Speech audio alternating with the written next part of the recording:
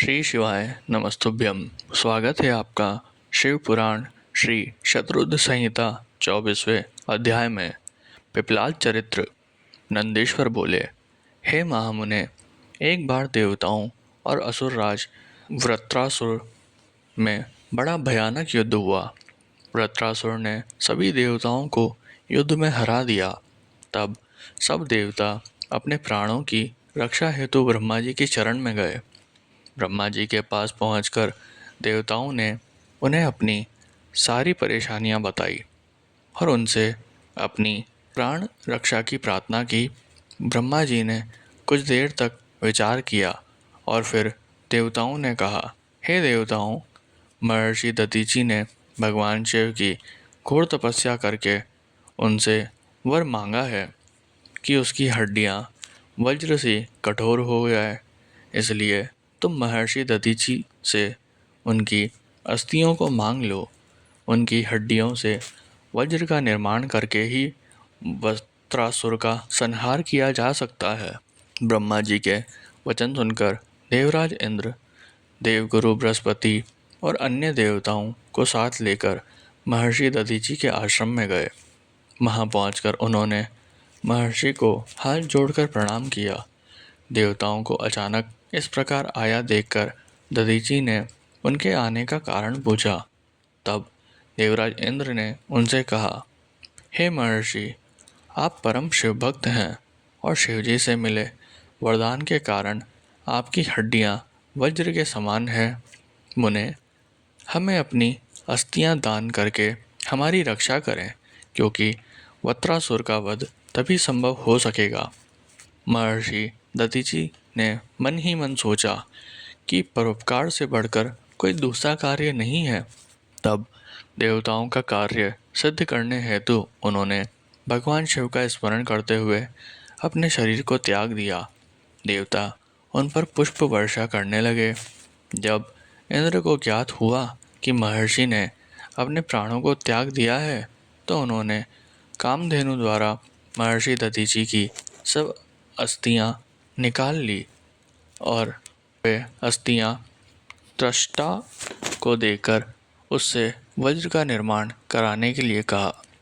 देवराज इंद्र की आज्ञा से त्रवष्टा देवताओं के शिल्पी विश्वकर्मा के पास गए और उनसे अस्थियों का सुदृढ़ वज्र बनाने के लिए कहा।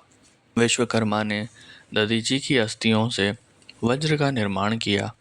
इस प्रकार महर्षि दधीचि की अस्थियों से निर्मित वज्र को पाकर देवराज इंद्र बहुत प्रसन्न हुए और असुरराज वृत्रासुर का वध करने के लिए चल दिए।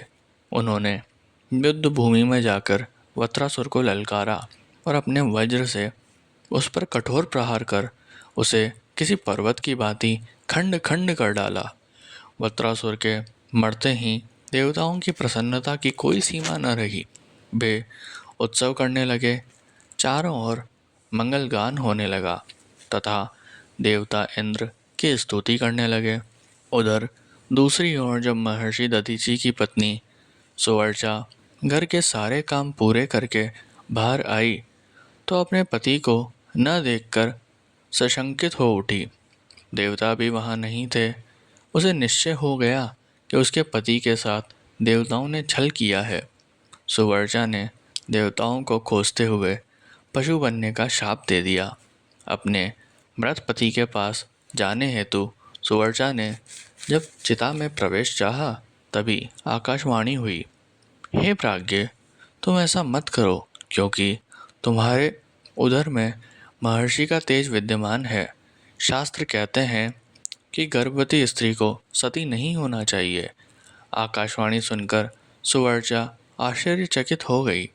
उसने वही पड़ा हुआ एक पत्थर उठा लिया, जिससे अपना गर्भ विदीर्ण कर दिया।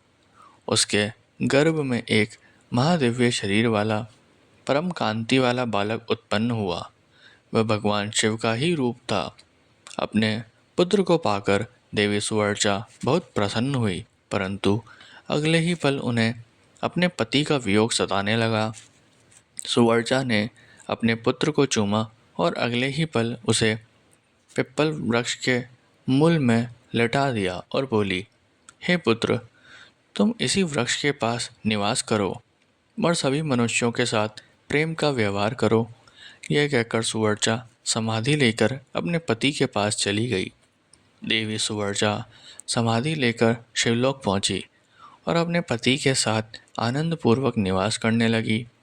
उधर दधीचि मुनि के पुत्र को भगवान शिव का अवतार जानकर ब्रह्मा जी, श्रीहरि, विष्णु, इंद्र आदि सब देवता वहां आए और उस बालक को वहां पाकर बहुत प्रसन्न हुए।